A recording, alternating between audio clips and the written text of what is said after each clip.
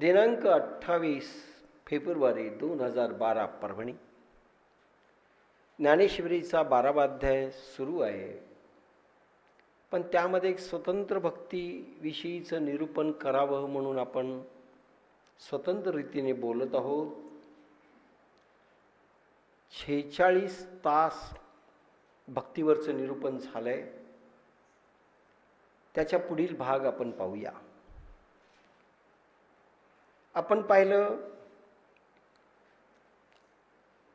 की नारदांनी सांगितलंय संसार बंधनातून मुक्त होण्याकरिता भक्ती ग्रहण करा. ज्ञान भक्तीचं साधन आहे. भक्ती परमात्म्याचं भोजन आहे. लक्षात घ्या, भक्ती परमात्म्याचं भोजन आहे. परमात्मा भक्ती खातो, फक्त प्रेम खात नाही. साधं प्रेम कधी परमात्मा खात नाही. प्रेमाने तुम्ही काही द्या, खात नाही. भक्तीनं काही द्या, तो खातो. प्रेमामध्ये तुम्ही जागृत अवस्थेत असलात, पदार्थाचा भाव असतो. किती चांगला पदार्थ आपण केला हा तुमचा भाव असतो. तुमच्या घरात देवपूजा करता, त्याच्यामध्ये वस्तू काय काय आहेत हे तुम्हाला माहिती आहे. चांगली आहे की वाईट आहे माहिती आहे. प्रभू खात नाही. प्रभू भक्ती प्रचंड प्रेम असेल की ज्यावेळेस मी सांगितलं ना, शबरी उष्टे बोर रामाला देते, राम खातात. त्यानंतर हा कान्हा भगवान गोपाल कृष्ण ज्यावेळेस शिष्टाई करतात, दुर्योधनाच्या दरबारामध्ये जातात हस्तिनापूरला, त्यावेळेस त्याच्या इथे खात नाहीत, जेवत नाहीत. पंचपाक्वान्नाचं भोजन लाथाडतात, कारण त्याच्यात प्रेम नाही आहे. ऐश्वर्य आहे पण प्रेम नाही. आणि त्यामुळे हा भगवान विदुराकडे जातो.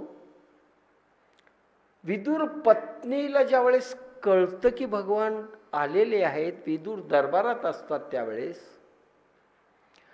आणि विदुर पत्नी ह्या मातोश्री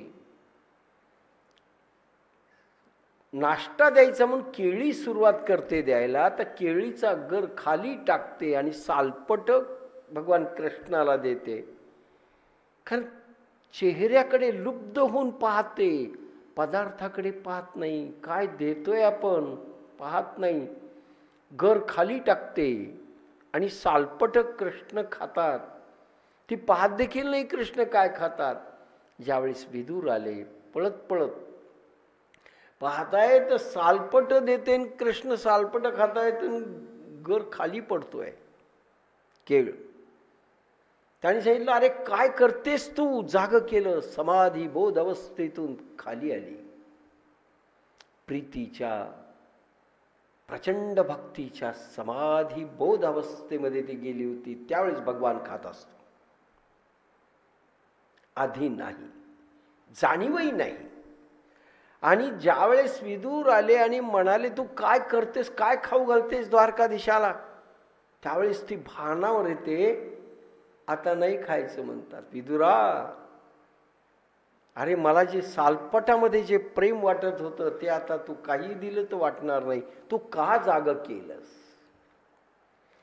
भगवान भक्तीमध्ये कोणी जाग व्हावं असंही त्याला वाटत नाही. लक्षात घ्या. पण ही भक्तीची पराकाष्ठा, विदुर पत्नी भक्ती जरी असेल तर संसार करणारी होती. म्हणजे ज्यावेळेस आपल्याला ज्ञानेश्वरी संसारामधून जाण्याकरता सांगते, तर प्रत्येक कर्म इंद्रियामधलं निर्माण होणारं हे पाप असतं, ते भोगावं लागतं. भलेही चांगलं असेल तर पुण्याच्या रूपात, पाप असेल तर नरकाच्या रूपात, दोन्ही भोगावं लागतं. आणि संसाराची पायरी करायची. लक्षात घ्या, संसारामधलं ज्ञान हे स्वर्ग किंवा नरक देतं. संसारामधलं कर्म स्वर्ग किंवा नरक देतं. दुसरं काही देत नाही. आणि संसारामधून जायचंय. आणि छोट्या छोट्या जर धार्मिक कर्म करत असताना विकारांच्या लहरी, लोभ, क्रोध, काही मद मत्सर याच्या जर लहरी निर्माण झाल्या तर केवळ नरक निर्माण होतो. अहंकार जागा राहतो. आणि म्हणून कर्मयोग म्हटलंय भगवद्गीतेने. कर्म मार्गाचं रूपांतर कर्मयोगात व्हावं. कर्मयोग म्हणजे कर्म भगवंताला अर्पण करायचं, आत्म्याला अर्पण करायचं, म्हणजे कर्म संपलं. आणि कर्म म्हणजे प्रत्येक श्वास हा अर्पण करायचा आहे भगवंताला.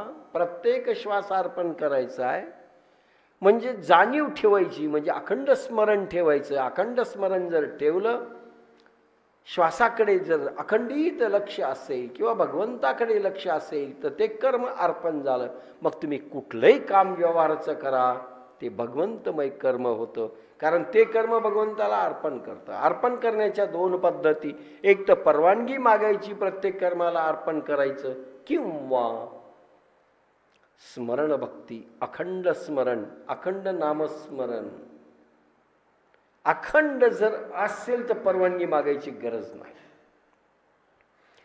कारण भगवंताचं स्मरण म्हणजे प्रत्येक कामात भगवंताचं स्मरण असेल तर प्राण लहर प्रत्येक इंद्रियामधून उठलेली ही भगवंताला समर्पित होते. मग कर्म मार्ग कर्म योग बनतो.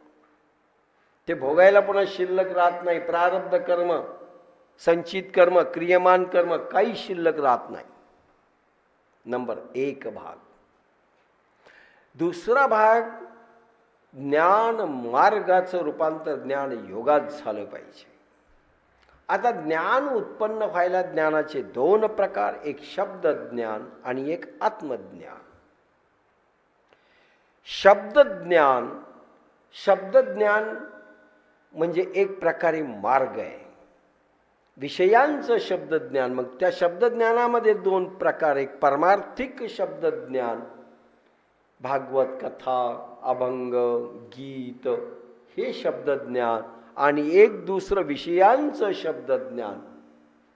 विषयांचं शब्दज्ञान हे तुम्हाला पाप निर्माण करतं, त्याच्याने नरक भोगावा लागेल. आणि अध्यात्माचं शब्दज्ञान, कथा, कीर्तन, भजन, मंत्रजप हे शब्दज्ञान आध्यात्मिक शब्दज्ञान म्हटलं जातं. यानं मोक्ष मिळत नाही पण स्वर्ग मिळतो. लक्षात घ्या. कारण ह्या शब्दज्ञानामध्ये तुम्ही म्हणाल कसं काय मिळतो, याचं कारण असं अखंड स्मरण नाही आहे. भजन तुम्ही केव्हा करता, एखाद्या मंदिरात गेल्यानंतर. पूजा केव्हा करता, कुठल्या तरी मंदिरात किंवा तुमच्या घराच्या देवासमोर उभे राहिल्यानंतर. 24 तासात एकही तास जवळजवळ पूजा होत नाही. मग 1 तास जी पूजा केली तेही अखंड स्मरण नसल्यामुळे, अखंड पूजा झालेली नसल्यामुळे आणि अखंड प्रार्थना न झाल्याने ते कर्म, आध्यात्मिक कर्म विषयांचंच निर्माण झाल्यासारखं होतं आणि त्याचं चांगलं कर्म आहे, पुण्यकर्म आहे, म्हणून ते पुण्य स्वर्गाला कारणीभूत ठरतं, मोक्ष नाही. लक्षात घ्या. कारण अखंड स्मरण जर असेल आणि अखंड परवानगी मागितलेली असेल, एखाद्या वेळेस परवानगी नाही मागितली पण अखंड स्मरण आहे तुम्हाला भगवंताचं, तर अखंड स्मरण म्हणजे अखंड प्राण मनबुद्धीसही आत्म्यामध्ये लीन होतो. म्हणून प्रत्येक कर्म भलेही संसाराचा असो की भले परमार्थाचे असो, भले शाब्दिक असो की भले कृतीतून असो, हे सगळं कर्म मोक्षाकडे जातं, स्वर्ग आणि नरकाच्या पलीकडे जातं. लक्षात घ्या. म्हणून संसार करून जर जायचं असेल तर आपल्याला कर्म मार्गाचं रूपांतर कर्मयोगात करावं लागेल, बुद्धियोगाचं रूपांतर ज्ञानयोगात करावं लागेल, आणि नंतर भक्तियोग सुरू होतो. म्हणजे संसार करून संसाराचे अनुभव घेऊन. आता संसाराचं कर्म अखंड स्मरण भगवंताशी करत असताना ते स्मरण प्रत्येक कर्म भगवंतासाठी करतो हा जर भाव असेल, प्रत्येक कर्म भगवंतासाठी, स्वयंपाक केला भगवंतासाठी केला, स्वयंपाक हेही भगवंत, करणे हेही भगवंतासाठी, अर्पण जे पाहुणे आलेत घरचे लोक हेही भगवंतानी पाठवलेले आहेत, निसर्ग हाही भगवंताचा आहे, दृष्टीत भगवंत, कशातही भगवंत, जडात भगवंत, सूक्ष्मात भगवंत, वस्तूत भगवंत, प्रत्येक याच्यात भगवंत रूप जर दिसायला लागलं, भगवंताची छबी दिसायला लागली, अखंड स्मरण झालं, ती कृती, ती उक्ती भक्तीत रूपांतर होते आणि पाप लागत नाही. संसार भोगतोय, मस्त ऐशारामात भोगतोय, पण भगवंत सगळीकडून आहे आणि मग पुण्य आणि पाप दोन्हीही निर्माण होत नाही. जे होत आहे ते मोक्षाचं दालन खुलं होत आहे. आता पुढचं ज्ञान मार्गाचं, ज्ञान योगात झालं पाहिजे. ज्ञान योग म्हणजे आत्मदर्शन प्रगट झालं, आत्मा प्रगट झाला की ज्ञानयोगाची परिपूर्णता होते आणि पुढे भक्तीचं हृदय सुरू होतं. कारण परमात्मा उतरत नाही, परमात्म्याची झलक दिसते ज्ञानयोगामध्ये. आणि ज्ञानयोगामध्ये अहंकार शिल्लक आहे हे लक्षात घ्या. अहम शिल्लक आहे, अहम भाव शिल्लक आहे, मी शिल्लक आहे, म्हणून अहम ब्रह्मास्मी आहे. आणि अहम ब्रह्मास्मी एक मंत्र आहे, तो ज्ञानयोगात आहे. म्हणजे तुम्ही समाधीबोध अवस्थेत जरी गेला तरी समाधीबोध अवस्थेमध्ये माझा मी जागा आहे, तुम्ही जागी आहात. आपण अनुभव घेतो हे जागेपण असतं. समाधी म्हणजे बाहेरचं विसरलं, भान नाही, पण आतलं पूर्ण भान आहे. म्हणून मी शिल्लक आहे, अहंभाव शिल्लक आहे. सात्विक असेल, आत्मरूपानी असेल, जीवात्मरूपानी असेल, पण तो भाव शिल्लक आहे. आणि हा भाव शिल्लक आहे, हा भाव अजून द्वैत आहे. ज्ञानयोग झालं तरी द्वैत आहे, भगवान आणि भक्त. कारण हा जो जागा बोध घेतो, भगवंताला भोगतो, हा भोगणारा हा जागा आहे, तो भक्त आहे. आणि ज्याच्या विषयी अनुभव घेतो तो भगवंत अजून वेगळा आहे. द्वैत शिल्लक आहे, द्वैत शिल्लक आहे. म्हणून कर्ममार्गाचं रूपांतर कर्मयोगात का, बुद्धिमार्गाचं रूपांतर बुद्धियोगात का, ज्ञानमार्गाचं रूपांतर ज्ञानयोगात का, हा विषय तुम्हाला समजून सांगितला. आणि म्हणून भक्तीचं दालन आहे. कारण एक उरावा लागतो. एक तर तुम्ही उरा, भगवान संपवा, नाही तर तुम्हीच भगवान व्हा किंवा भगवंताला तुमच्यात पूर्ण उतरू द्या. दोन्हीतून एक. ज्ञानयोगाच्या निर्गुण उपासनेमध्ये तुम्ही भगवान होता, पण तुमचं कायम स्वरूप आहे, तुम्ही जागे आहात अजूनही. भगवान पूर्ण अंगात आल्यानंतर तुमचं पण संपलं, हा भाग आहे.